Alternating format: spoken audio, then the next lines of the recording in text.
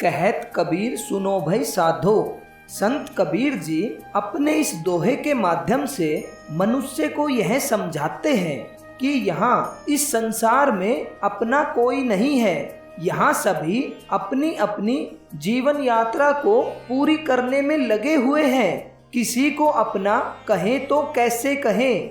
संत कबीर जी का यह दोहा इस प्रकार से है। कबीर हमारा कोई नहीं, हम काहू के नाही। पारे पहुँची नाव जो मिली के बिछुरी जाही।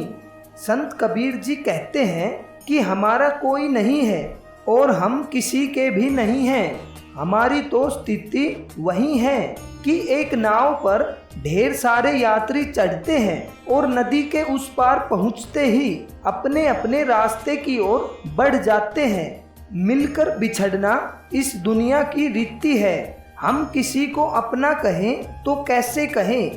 कहने का भाव है कि इस संसार में जो भी जीव है उसका इस प्रकृति में जन्म हुआ है, उसका जीवन अलग है तो उसकी जीवन यात्रा भी अलग होगी।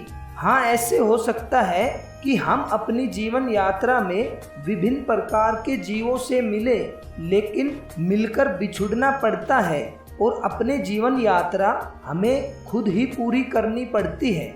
इसी कारण संत कबीर जी ने आत्मज्ञान पर इतना जोर दिया है कि मनुष्य अपने जीवन में आत्मज्ञान पर ध्यान दे। इसी पर संत कबीर जी ने कहा है, कबीर हमारा कोई नहीं, हम काहू के नाही। पारे पहुँची नाव जो मिली के बिछुरी जाही।